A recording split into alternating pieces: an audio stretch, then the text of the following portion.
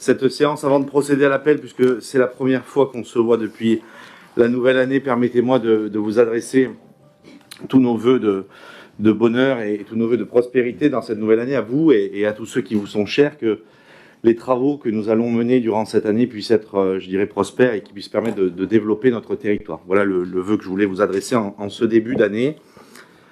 Donc je vais procéder à l'appel. Madame Marie-André Altier, Madame Laetitia Arnaud, Monsieur Christian Ozas, Monsieur Pierre Avon, Monsieur Jean-Marie Blanc, Madame Marie-Claude Bompard, Madame Sylvie Bonifaci est excusée, à donner pouvoir à Monsieur Hervé Flogère, Madame Françoise Bouclé, Madame Marie Calero, Madame Laure David Giton, Madame Laurence Desfonds-Fargeon, Monsieur Hervé Flogère, Monsieur Juan Garcia, Monsieur Jean-Louis Grappin, Monsieur Jean-Marc Garinos, Madame Myriam Gutierrez, Madame Florence Jouve-Lavolée, Monsieur Jean-Pierre Lambertin, Monsieur François Lucas, Monsieur Jean-Yves Maréchal, Monsieur Denis Mossy, Monsieur Christian Perron, Monsieur Joël Racamier, Monsieur Claude Raoux,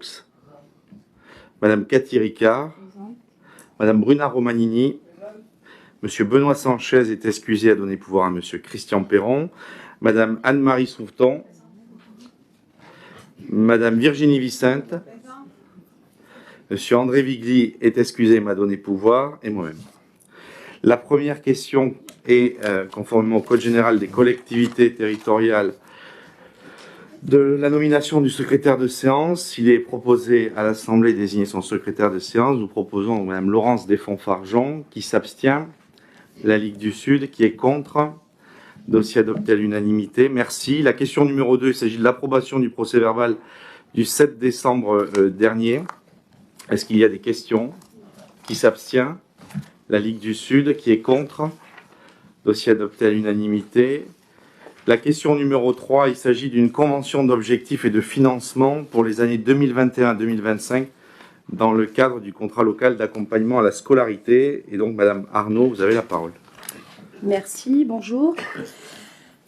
Alors, vu le Code général des collectivités territoriales, la délibération du Conseil communautaire du 24 novembre 2017 approuvant la convention du service commun Action Jeune, la convention d'objectifs et de financement au projet de contrat local d'accompagnement à la scolarité annexée, la communauté de communes, dans le cadre de son service commun Action Jeunesse, souhaite développer des actions jeunesse sur l'ensemble de son territoire.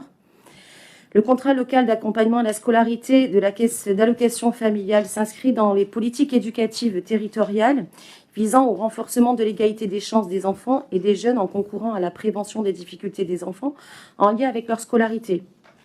La convention d'objectifs et de financement proposée par la Caisse d'allocation familiale définit et encadre les modalités d'intervention et de versement de la prestation de services du contrat local d'accompagnement à la scolarité. Une convention a été ainsi conclue pour la période allant du 1er septembre 2019 au 30 juin 2022 par délibération au Conseil communautaire du 17 décembre 2019. La branche famille de la sécurité sociale poursuit l'ambition de soutenir les parents dans l'éducation de leurs enfants à travers les contrats locaux d'accompagnement à la scolarité. Leur singularité au croisement de l'accompagnement à la scolarité, des activités culturelles, de l'appui aux relations parents-école doit cependant être renforcée par un financement plus en lien avec ces exigences. La possibilité récente de contractualiser pour 4 ans avec les porteurs de classe qui ont plus de 2 ans d'ancienneté dans cette activité. La présente convention d'objectifs et de financement se substitue donc à la précédente à compter du 1er septembre 2021 et jusqu'au 30 juin 2025. Je vous propose donc d'approuver les termes de la convention d'objectifs et de financement à intervenir avec la Caisse d'allocation familiale, ayant pour objet de fixer les modalités d'intervention et de versement de la prestation de service au contrat local d'accompagnement à la scolarité à compter du 1er septembre 2021 jusqu'au 30 juin 2025 et d'autoriser le président à signer la convention ci-jointe ainsi que toutes les pièces nécessaires à l'exécution de la présente délibération.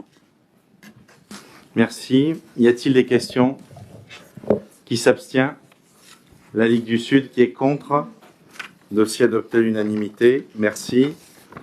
Question numéro 4, il s'agit du démantèlement de l'installation nucléaire de base EDF numéro 157, dénommée base chaude opérationnelle du Tricastin à Bolène. Monsieur François Lucas, vous avez la parole.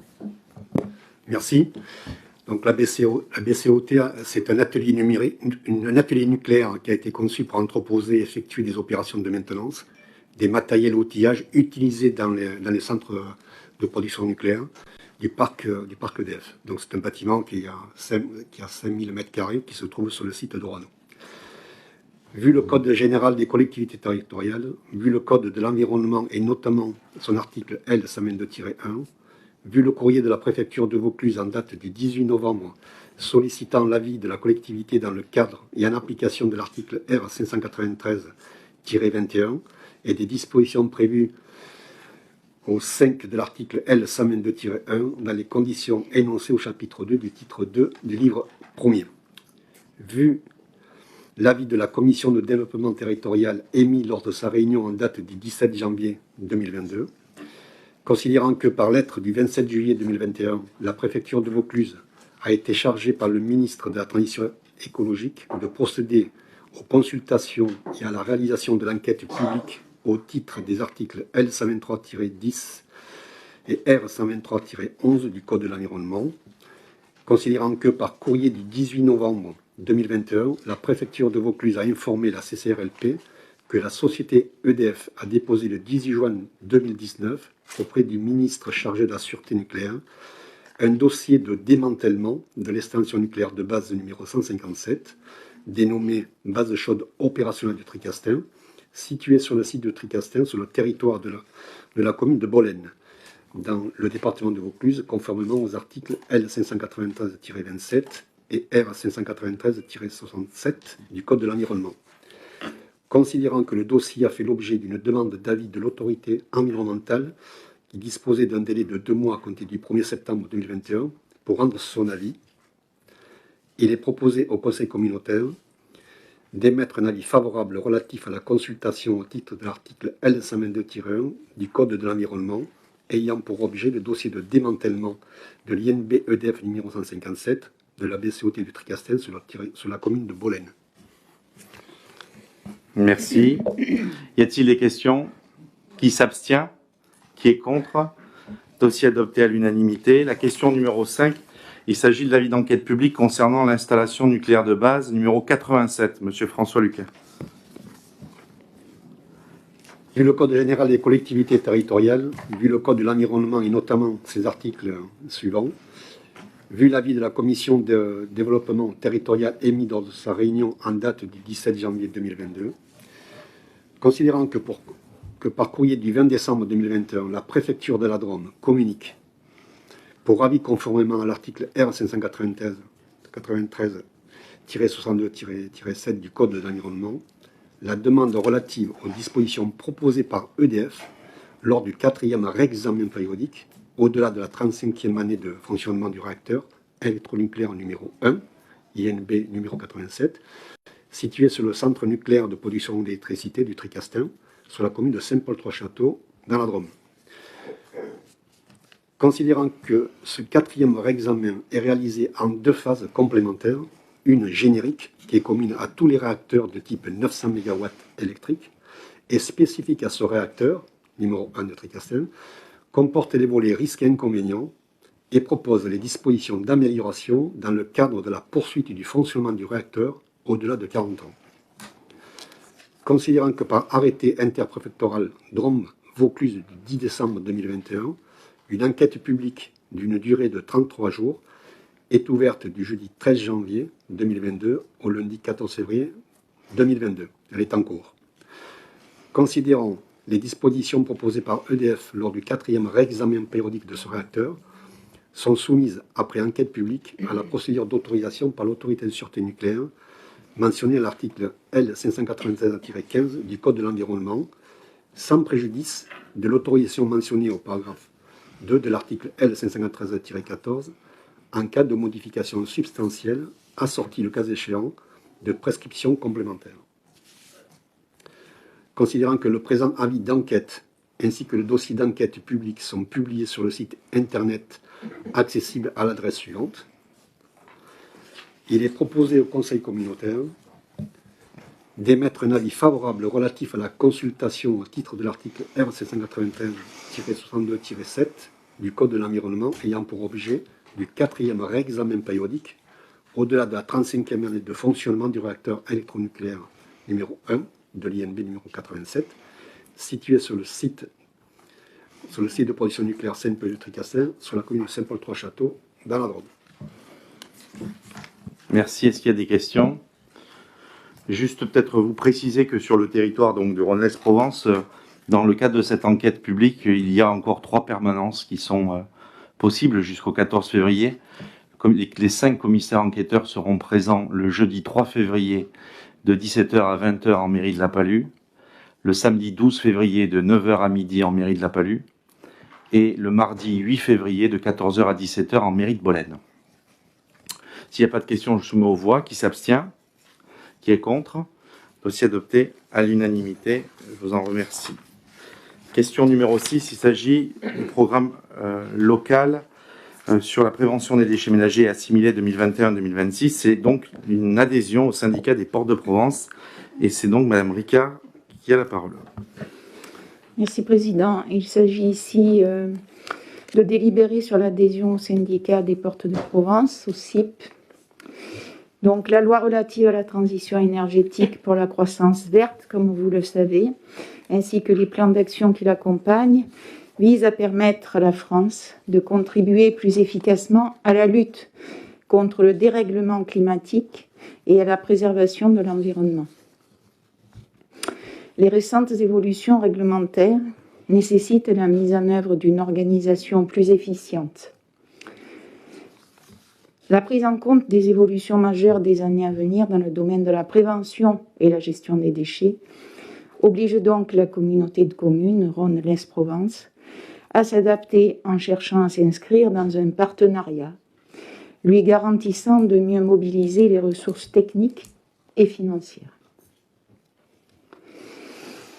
Nous considérons ici que le syndicat des Portes de Provence est compétent en matière de prévention, valorisation et traitement des déchets ménagers et assimilés sur l'ensemble des territoires de ces structures adhérentes, intégrant 4 préoccupations majeures dans ces actions. La première, la maîtrise des impacts de la gestion des déchets sur l'environnement. La deuxième, la préservation de la population vis-à-vis des risques sanitaires. La troisième, le respect des règles législatives et réglementaires, bien sûr. Et enfin, la quatrième, avec la maîtrise des coûts financiers. Nous considérons ici, et au vu des enjeux importants de la gestion des déchets, une coordination et une mutualisation apparaissent nécessaires pour atteindre les objectifs nationaux et régionaux.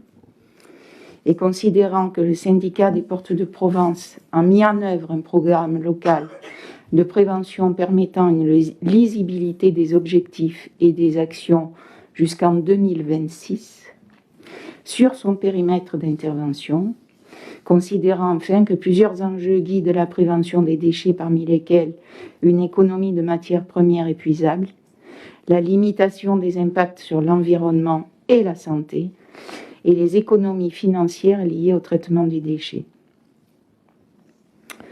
Considérant enfin que conformément aux articles cités sur le papier que vous avez sous les yeux, et afin que la communauté de communes Rhône-Lens-Provence adhère au CIP, il convient ce soir que le conseil communautaire et les conseils municipaux par la suite se prononcent sur cette adhésion dans un délai de 3 mois.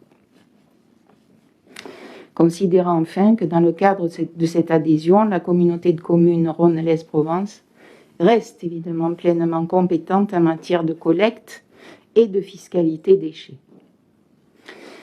Il nous est donc proposé ce soir de nous prononcer favorablement pour l'adhésion de l'ensemble du territoire de la CCRLP au CIP, et ce à compter du 1er mai 2022, de solliciter le comité syndical du CIP afin de statuer sur la demande d'adhésion et procéder ainsi à une modification statutaire, et enfin de désigner les représentants les représentants élus du conseil communautaire à siéger au sein du comité syndical du CIP.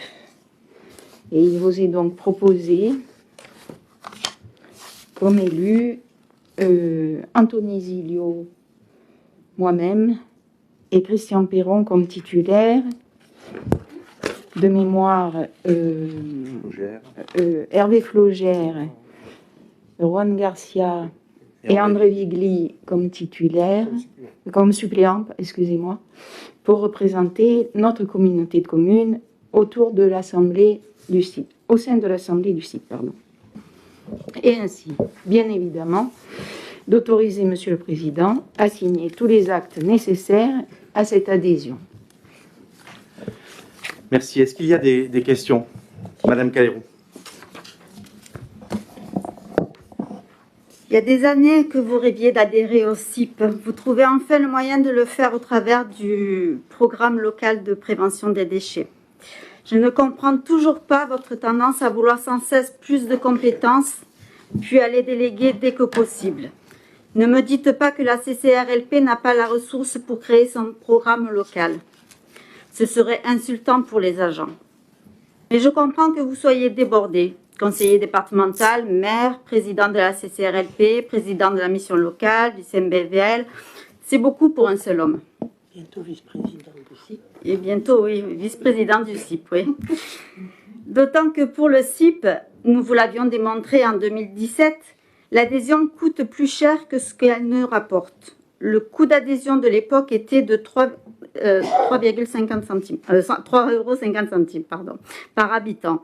Mais le prix de traitement des déchets à la tonne était quasiment identique sans le syndicat. Et donc, sans payer les milliers d'euros d'adhésion.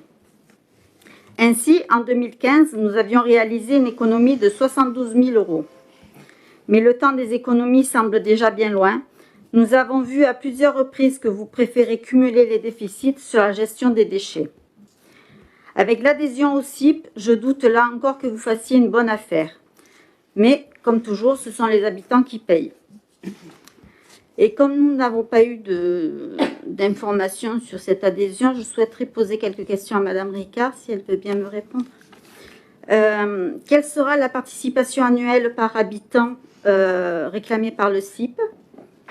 Combien payons-nous aujourd'hui la tonne de déchets enfouis? Quel sera le prix de traitement à la tonne des déchets enfouis au CIP? Et pourrons-nous ressortir de ce syndicat si nous le souhaitons? Et quelles seront les indemnités des représentants? Je t'en prie. Je vais me permettre de répondre, Président. Et bien sûr, je vais répondre à vos questions, Madame Calero. Je voudrais quand même revenir sur la première partie de votre intervention. Ce sujet, Madame, ne se réduit pas aux fonctions et aux responsabilités d'Anthony Zilio. Vous comprenez bien que la question est beaucoup plus vaste et beaucoup plus large.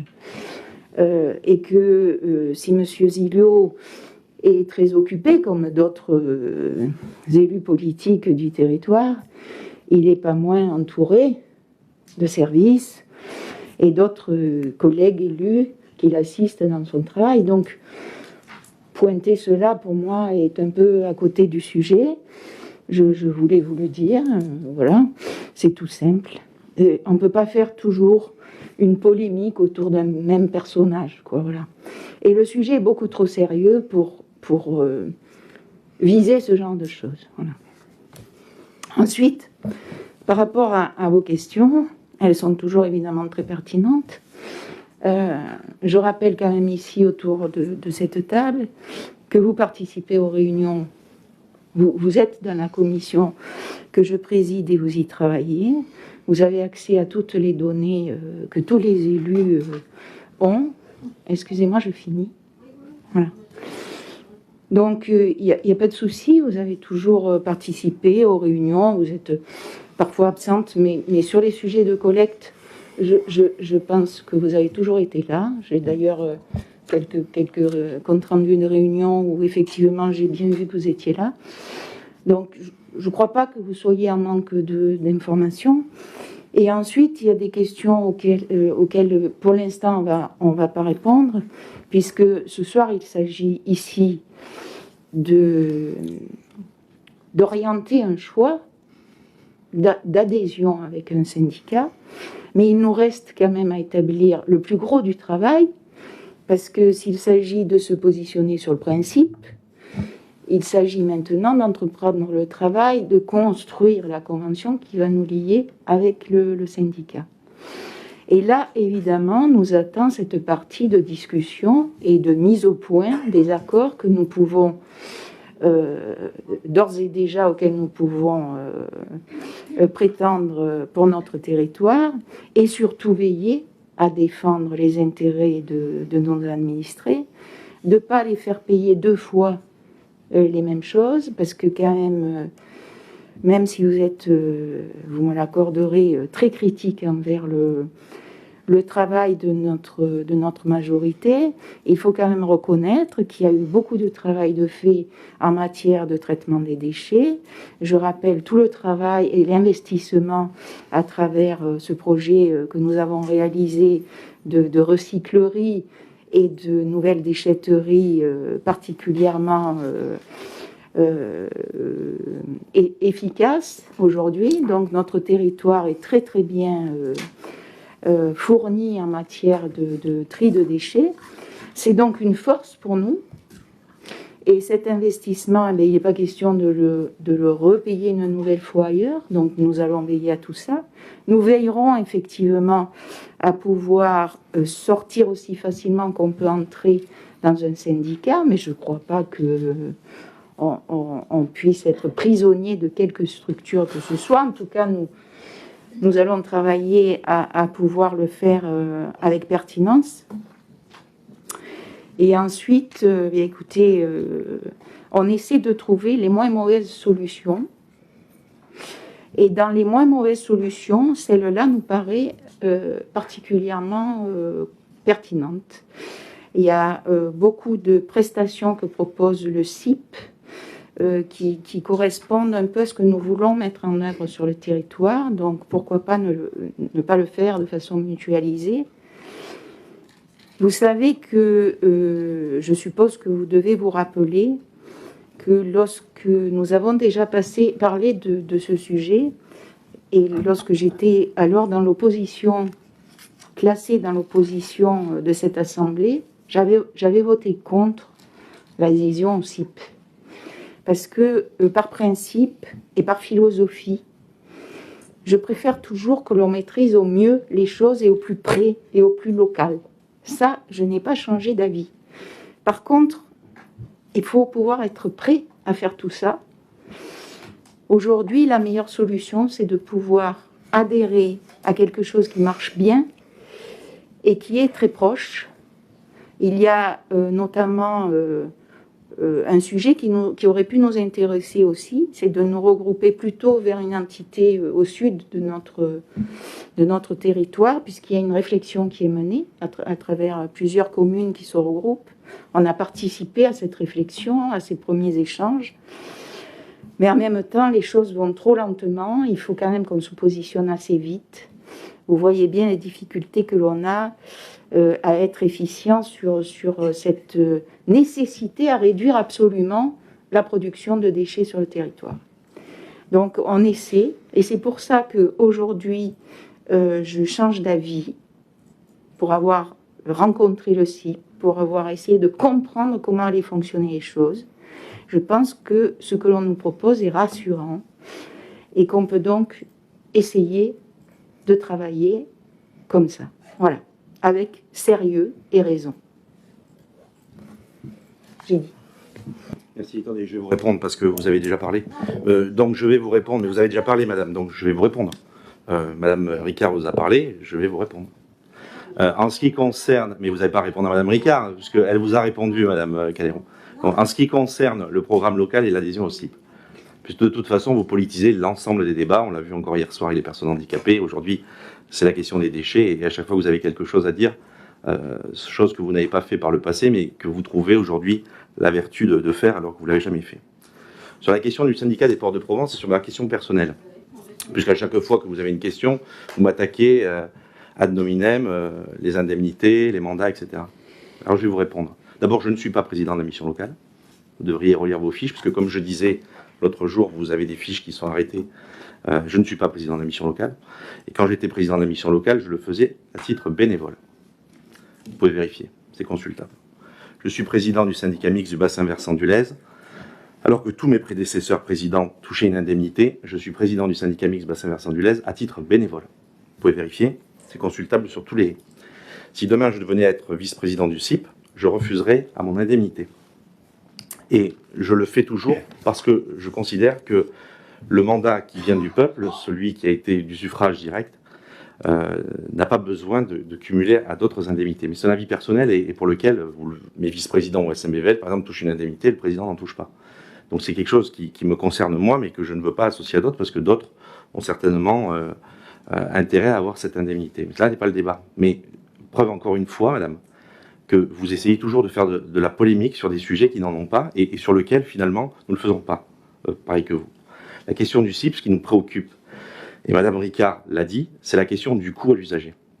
On aurait pu faire ce qu'a fait le maire d'Orange, passer la TOM de 7,6 à 14,4, c'est-à-dire la doubler, et faire un incinérateur sur le territoire. Nous n'avons pas les moyens de financer un incinérateur sur un territoire. Donc je vous le dis avec la responsabilité des comptes publics. Aujourd'hui, nous bénéficions d'un service dont l'exutoire est à Roussas. On aurait pu, c'est le débat du moment, c'est le débat, le SIDOMRA, le SUSOTOM, l'ensemble des syndicats qui gèrent les déchets sur le département de Vaucluse, entouré par le préfet de Vaucluse, qui voulait faire un syndicat départemental de traitement des déchets, puisque vous confondez tout, vous parlez de collecte, alors qu'il n'en est même pas question dans le syndicat des ports de Provence, puisqu'on ne parle que du traitement. Aujourd'hui, faire en sorte de voir comment on aurait pu le porter au niveau d'un syndicat départemental. Alors, je vais vous faire la démonstration, parce que votre collègue qui ne siège plus maintenant, mais qui nous avait dit à l'époque, vous perdez de l'argent, les 78 000 euros, etc., etc. J'aimerais vous poser une question, moi. Quel est le prix à la tonne que paye la CCRLP aujourd'hui dans le traitement des ordures ménagères? C'est 123, madame, je ne vous avais pas la parole. 123. Non, mais madame Bompard allait parler, je lui dis qu'elle n'a pas la parole. 123,53 euros la tonne. 123, vous ne le saviez pas. 123,53 euros la tonne. Si nous avions adhéré au CIP, au moment où je vous parle, nous la payerions 104,5 euros la tonne. Donc, force est de constater encore une fois, par ces effets d'annonce, ces effets de manche, en lisant des notes qui sont dépassées, que nous payons 123,53 euros, tout le monde peut le vérifier, hors TGAP. La TGAP, c'est de 137 euros hors taxe, vous rajoutez 10% de TVA, on est à 40,70. L'année prochaine, on sera certainement à 45 euros hors taxe de TGAP.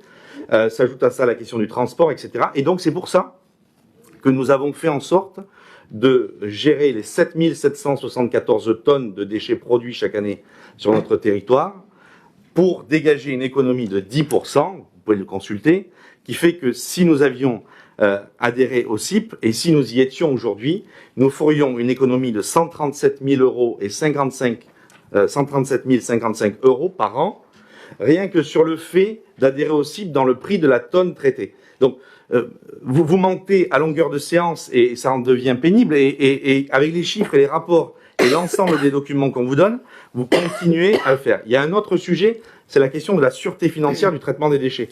Pourquoi? Parce que vous l'avez vu que la TGAP fluctue d'une année sur l'autre. On était à 9 il y a quelques années. On est aujourd'hui à 45 euros de TGAP l'année prochaine. Et donc, nous sommes aujourd'hui à 37 euros.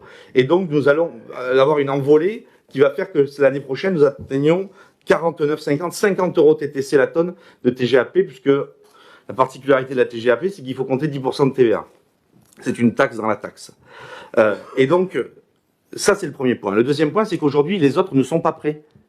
C'est-à-dire qu'aujourd'hui, on discute de syndicats de déchets, on ne sait pas comment, on ne sait pas à quel prix, on ne sait pas sur quelle durée on aura une sécurité financière. Parce qu'il ne s'agit pas de regarder le dossier des déchets au moment où je vous parle, mais d'avoir une perspective qui nous permet justement d'assurer une sécurité. Quel sera le prix aujourd'hui si on ne sait pas dans 5 ans quel sera le prix du traitement, et donc finalement on se serait marié pour finalement avoir une explosion des coûts dans les années à venir. Donc c'est le débat que nous avons porté. Nous avons pris un bureau d'études qui a travaillé sur la question de la collecte et qui a travaillé sur la valorisation des déchets. Parce que contrairement à ce que vous dites, nous étions dans une gestion beaucoup plus rigoureuse après le transfert, puisque, je vous le redis, vous comparez des choses qui n'étaient pas comparables. Vous parlez de la collecte, le CIP, on parle que du traitement. Et dans le cadre de la collecte, il y avait 3 collectes différentes. Pisorno, c'était vous qui l'aviez choisi. Quand nous avons récupéré la compétence, ils assuraient la collecte. Aujourd'hui, c'est pas eux, c'est la COVED. Et donc, vous voyez bien qu'on parle pas de la même chose. Parce qu'il n'y avait pas les mêmes bordereaux de prix. Donc, force est de constater encore une fois, madame, que vous dites des choses qui n'ont aucun sens. En ce qui concerne la participation politique à ces instances, premièrement.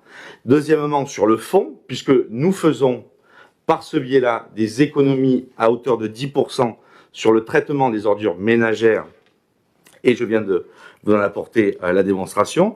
Et vous savez, à l'époque, on était à 98 €, je m'en rappelle très bien, on était à 63 €, et il y avait de la TGAP, on était à 98 € la tonne. Vous voyez, quand on en parlait à l'époque pour adhérer au CIP. On a bénéficié de ce tarif-là, et si on avait des tarifs à la COVED qui étaient de l'ordre de 110 € la tonne. Donc vous voyez que déjà, à l'époque, le fait d'adhérer au CIP, on aurait bénéficié d'un prix qui était beaucoup plus correct sur le traitement. Alors le déchet, c'est complexe, parce qu'il y a le transport, et il y a la collecte, qui se rajoute à la question du traitement. Et pour ça, il y a un autre sujet, c'était celui d'adhérer à un syndicat départemental, dont l'exutoire était à Entraigues, sur le site d'Entraigues, ou sur Vedène, ou sur l'incinérateur autour du Pontet, et il fallait rajouter le transport d'ici à là-bas, qui n'est pas le transport d'ici à Roussas. Enfin, le troisième point, c'est le schéma régional, le SRADET, qui a fait que, parce qu'il y a eu beaucoup d'abus par le passé, où on jetait les ordures ménagères des Bouches-du-Rhône dans les Alpes de Haute-Provence ou dans les Hautes-Alpes, il y a eu un cadre qui a été refait par le préfet de région. Les déchets produits dans une région doivent être incinérés, enfouis dans une région, et ils ne peuvent pas sortir ailleurs. Et c'est tout à fait normal, parce que des régions devenaient les poubelles d'autres régions. Et nous avons eu une dérogation pour les périodes, pour les transitions administratives, puisque Roussas est dans la Drôme et que Bolène est dans le Vaucluse, pour faire en sorte qu'on puisse faire un contour à cet exercice dans le cadre, dès lors que les frais de transport sont amoindris par rapport à d'autres frais de transport qui seraient plus conséquents. En l'occurrence, il fallait à Vedène ou à Entraigues. Donc c'est pour cela que nous l'avons pris dans ce sens-là, avec l'ensemble des services qui sont rattachés à ce CIP, puisqu'aujourd'hui, par exemple, on ne fait pas le compostage. Vous le savez, c'était dans la loi, c'est inscrit dans la loi, et je crois qu'à l'horizon 2023, ça sera rendu obligatoire. L'ensemble des Français devra composter ces déchets verts, ces déchets qui peuvent être compostés, et que le CIP, pour une modique somme, permet à chaque personne qui adhère dans le cadre d'un territoire qui adhère, de pouvoir distribuer des bacs de compostage pour faire en sorte de trier ces déchets-là. Donc, il y a la question de l'amiante, il y a la question du compost, il y a certainement d'autres services avec des ambassadeurs du tri, etc., qui permettent de faire ce tri-là. Et enfin, il y avait un point qui est important, c'est le volume du traitement. Parce que l'incinérateur, je parlais tout à l'heure à Orange, la CC Pro en mars a dit, nous allons faire un incinérateur, très bien. Il faut le financer, avec quel volume et quel est le rendement de cet outil-là. Et c'est le débat d'aujourd'hui. C'est-à-dire qu'aujourd'hui, sur le site du CIP, nous avons la garantie d'avoir nos 8000 tonnes annuelles qui peuvent être traitées. D'autres ont fait ce choix, pas loin d'ici, continuent de le faire, etc., pour faire en sorte de pouvoir avoir des prix qui sont réduits, parce que les volumes de tonnes qui sont traités, sont des volumes qui permettent de réduire le prix à la tonne, ce qui n'est pas le cas si vous avez moins de tonnes à traiter, et ça tout le monde peut le comprendre. Donc voilà le sujet sur la question des économies 140 000, et sur le reste, sur la partie du transport et sur la question de la collecte. La collecte, nous allons bien évidemment relancer la question de la collecte, et nous allons l'harmoniser encore un peu plus fort sur la question des bacs de 600 litres, des bacs de 220 litres, etc.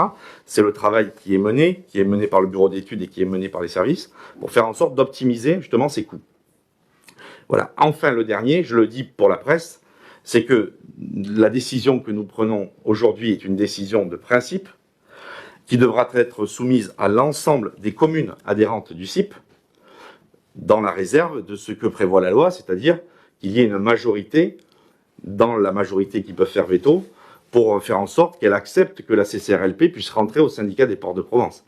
Je le répète ici, mais nous faisons le vœu d'y adhérer, mais encore faut-il que tout le monde veuille qu'on y rentre. Ça, c'est un autre point, mais je pense que c'est important de le préciser.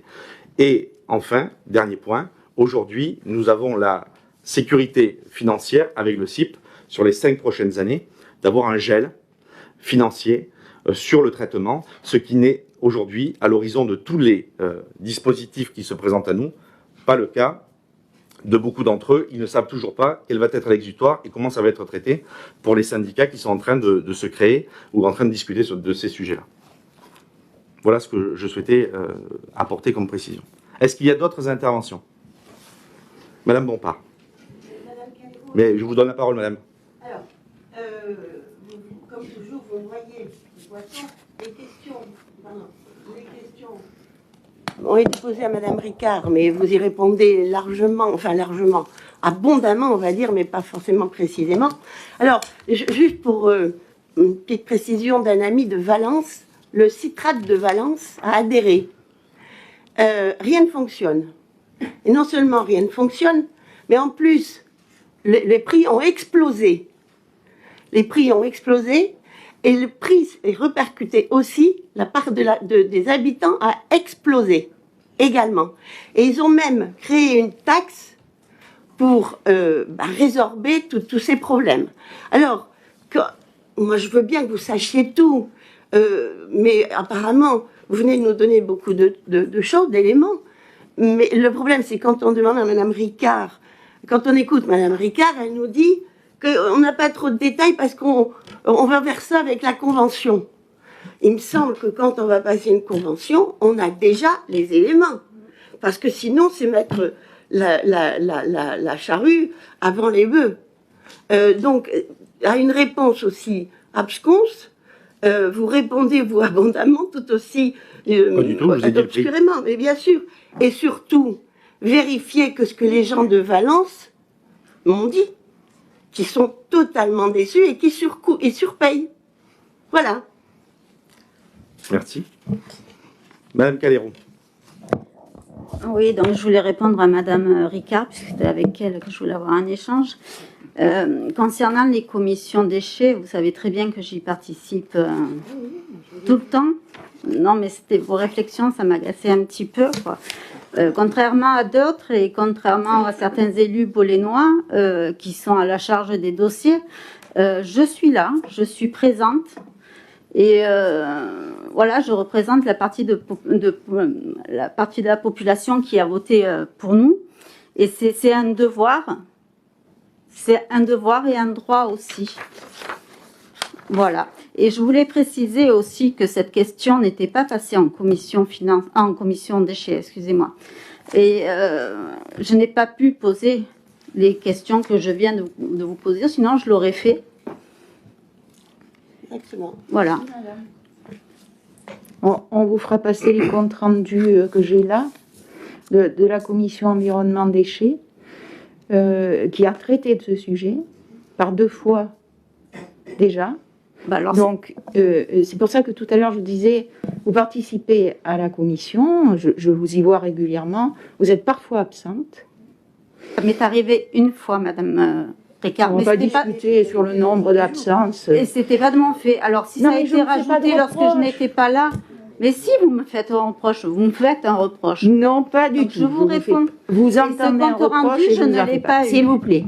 Voilà. Je ne vous fais pas de reproche, je vous dis simplement que ça a été traité en commission, je vous ferai passer, Madame Ross, je vous prie, vous ferez passer à Madame Calero à nouveau les comptes rendus de la commission pour qu'elle puisse réviser ce qu'elle nous dit ce soir.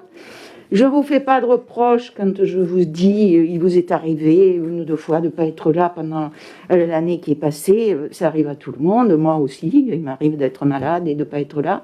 Ce n'est pas un reproche, madame. C'est peut-être effectivement qu'à ce moment-là, on a parlé d'un sujet où vous n'étiez pas là et les quelques données vous ont échappé si vous n'avez pas lu le compte-rendu. Peut-être, ce n'est pas un reproche, mais c'est tout simplement pour vous dire que vous travaillez au sein de la commission, que c'est un endroit où justement il y a des échanges possibles et des témoignages à apporter au sein de la commission pour faire avancer la réflexion. Ce que je veux vous dire, Madame Calero, c'est que pendant le travail de la commission, je ne vous entends pas. Je vous entends toujours ici, lorsque nous sommes enregistrés, lorsque la presse est là. Ça oui, là je vous entends. C'est le droit le plus absolu que vous avez. Ça s'appelle de la démocratie. Mais lorsqu'on veut vraiment participer au travail, au service d'un territoire, on travaille aussi au sein d'une commission pour apporter des idées, pour procéder à des échanges et pour éclairer les avis. Et ça, Madame Calero, je peux vous dire que vous restez muette en permanence. Bien, merci. Juste, j'aimerais, nous avons désigné les titulaires et les suppléants. Est-ce que quelqu'un s'oppose à ce que nous votons à main levée les suppléants et les titulaires? Donc, je rappelle ce qu'a présenté Madame Ricard. Anthony Zilio, Cathy Ricard, Christian Perron, titulaire. Hervé Flogère, Juan Garcia, André Vigli, suppléant. Qui s'abstient? Qui est contre? La Ligue du Sud. Dossier adopté avec la majorité. Question numéro 7. Il s'agit de la prolongation de la convention pour les déchets d'équipements électriques ou électroniques ménagers. Madame Ricard, vous avez la parole. La filière de recyclage et de traitement des déchets d'équipements électriques et électroniques est en place depuis le 15 novembre 2006. Et l'OCAD 3E est l'organisme qui coordonne l'organisation de cette filière. Vous confirmez bien? Vous confirmez bien, j'entends, c'est ça? Ah, pardon. Oui, non, mais écoutez, parce qu'après, vous n'allez pas suivre. Considérant que alors ne parlez pas fort. Considérant que la communauté de communes Rhône-Lez-Provence s'est vue transférer la compétence gestion des déchets, s'il vous plaît, madame, D3E, et doit ainsi gérer les déchets issus d'équipements électriques et électroniques produits par les ménages sur le territoire de l'intercommunalité. Pour cela, la CCRP a conventionné par délibération du Conseil communautaire en date du 11 avril 2017. Considérant qu'en raison des perturbations liées à la crise de la Covid, le gouvernement a confirmé le principe de renouvellement de l'agrément pour 1 an sur le principe de l'ancien cahier des charges, et considérant que par courrier en date du 3 janvier 2022, l'OCAD 3E nous informe que leur agrément a été prolongé jusqu'au 1er juillet 2022 par arrêté conjoint du ministère de la Transition écologique, du ministère de l'Intérieur et du ministère de l'Économie, des Finances et de la Relance. Considérant que la communauté de communes Rhône-Lez-Provence a établi pour la convention signée en 2021 une délibération au Conseil communautaire en date du 15 décembre 2021, indiquant une durée d'1 an du 1er janvier 2021 au 31 décembre 2021. Et considérant par conséquent qu'il apparaît nécessaire de procéder à une nouvelle délibération pour actualiser la convention et porter sa durée au moins jusqu'au 1er juillet 2022. Il s'agit ici donc d'approuver la présente délibération actualisant cette convention et d'autoriser le président à signer tous les documents qui se rapportent à ce dossier. Merci. Y a-t-il des questions? Qui s'abstient? Qui est contre? Dossier adopté à l'unanimité, je vous remercie. Question numéro 8. Il s'agit d'une demande d'autorisation environnementale déposée par la SCI Logistique Bolène afin d'obtenir la modification de l'arrêté préfectoral de décembre 2020 portant autorisation d'exploiter la plateforme logistique Bolène 2 située Zacpan Europark sur le territoire de la commune de Bolène. Et Madame Desfonds-Fargeon, vous avez la parole. Il s'agit pour la communauté de communes donc de donner son avis dans le cadre de cette enquête publique. Vu la délibération du Conseil communautaire en date du 30 septembre 2020 émettant un avis favorable avec prise en compte de points de vigilance qui ont été précisés sur le projet de création d'entrepôts logistiques par la SCI Logistique Bolène sur la Zacpan Europark de Bolène. Vu l'avis de la Direction régionale de l'environnement, de l'aménagement et du logement PACA, en date du 27 mai 2021, qui confirme qu'il n'y a pas d'observation sur cette demande d'autorisation environnementale. Vu le maintien de l'avis favorable de l'ARS PACA en date du 2 juin 2021, selon lequel il faudra prendre toutes les décisions nécessaires pour que ces installations n'engendrent pas de pollution dans le réseau hydraulique superficiel, le Lauzon et le canal agricole.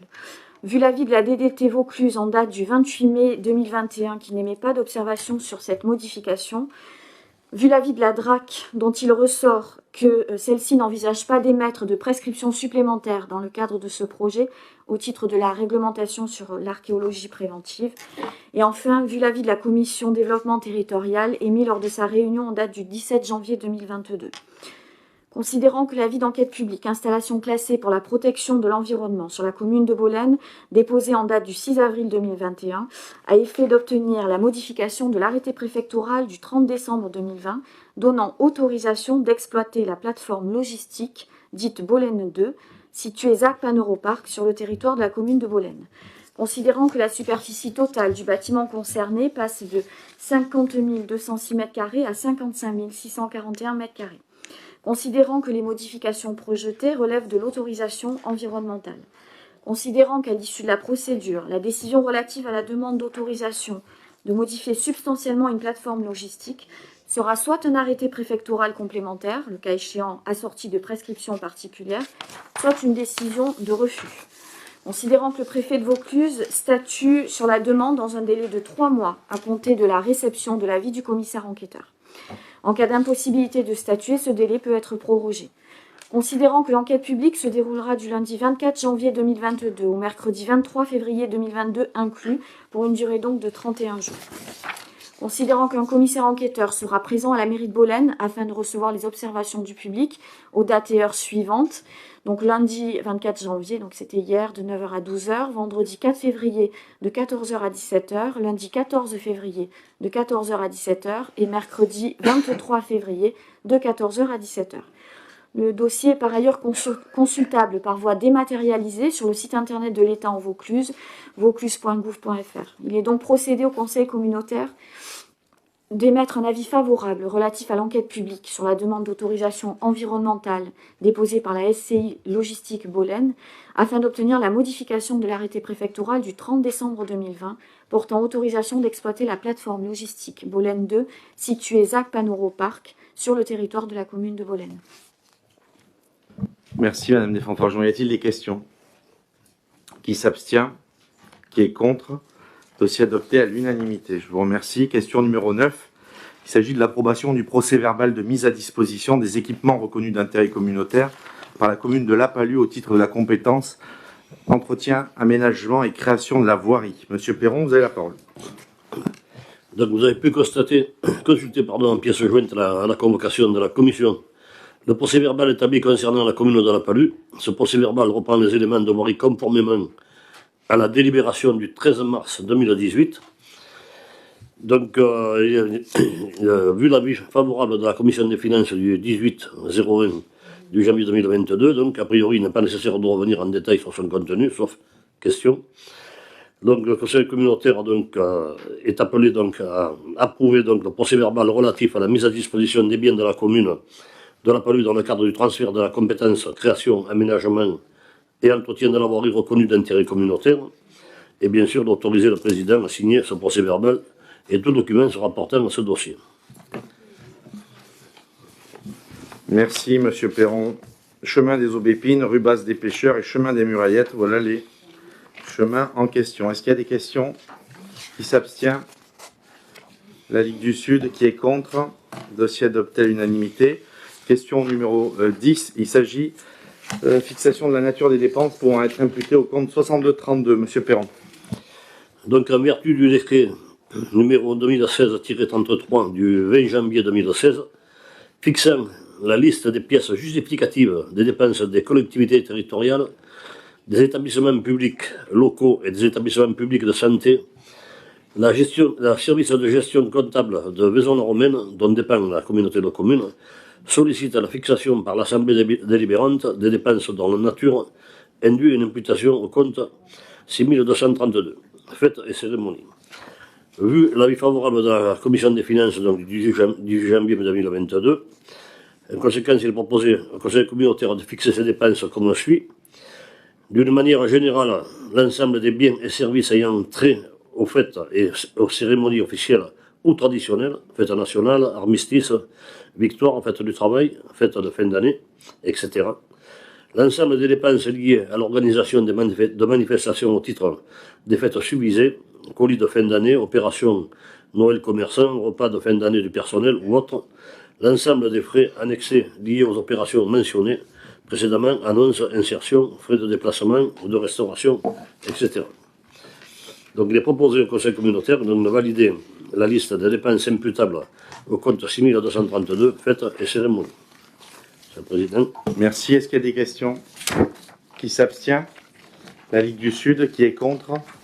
Dossier adopté à l'unanimité. Je vous remercie. Question numéro 11, il s'agit de l'approbation de la mise à jour de l'accord cadre relatif à l'organisation du temps de travail au sein de la collectivité. Vous avez l'ensemble des considérants. L'accord cadre actuellement appliqué dans la collectivité est conforme aux dispositions prévues par la réglementation en vigueur.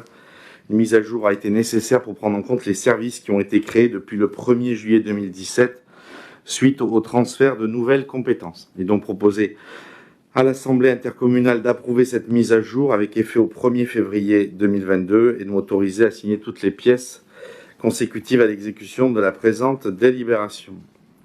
Est-ce qu'il y a des questions? Qui s'abstient? La Ligue du Sud, qui est contre. Dossier adopté à l'unanimité. Question numéro 12, il s'agit de l'approbation des conventions de mise à disposition d'agences SRLP auprès de la commune de Bolène. Vous avez les agents concernés à hauteur de 40% du temps complet. Conformément à la réglementation, cette mise à disposition est opérée à titre onéreux. Les modalités pratiques et financières sont précisées dans la convention. Il est donc proposé à l'Assemblée intercommunale d'approuver les conventions de mise à disposition et de m'autoriser à signer toutes les pièces relatives à l'exécution de cette délibération. Est-ce qu'il y a des questions? Qui s'abstient? La Ligue du Sud, qui est contre. Dossier adopté à l'unanimité, je vous remercie. Question numéro 13, il s'agit de l'approbation de la convention de mise à disposition d'un agent de la commune de Bolène auprès de la CCRLP. Vous avez le nom de la personne pour la période du 1er février au 1er février 2023, donc 31 janvier 2023, hauteur de 40% du temps complet. Il vous est proposé d'approuver la convention de mise à disposition et de m'autoriser à signer toutes les pièces relatives à l'exécution de cette présente délibération. Président, il y a une erreur dans la convention. Ah. Il est noté que vu la délibération du Conseil communautaire au 1er février 2021, et je pense que c'est au 1er février 2022. Alors. Ouais.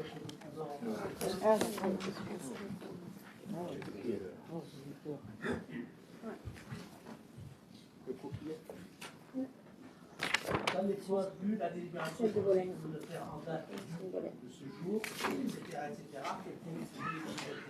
ouais. Vous avez raison. Ça sera modifié en conséquence.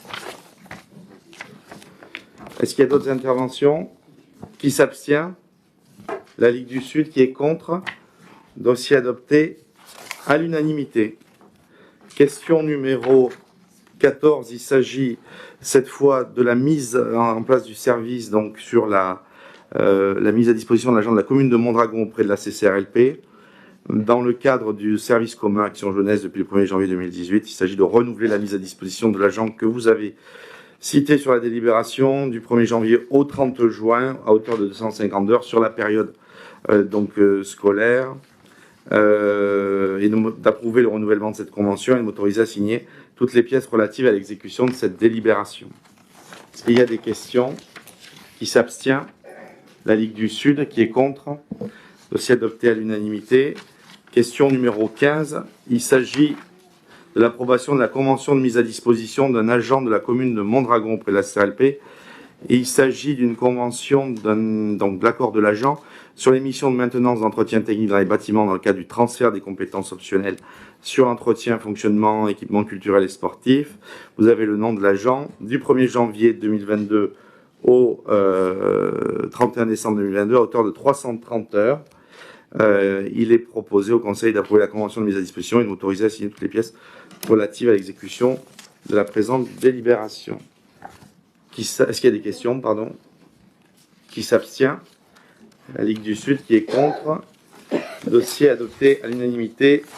La séance est terminée. Très belle soirée à tous et merci.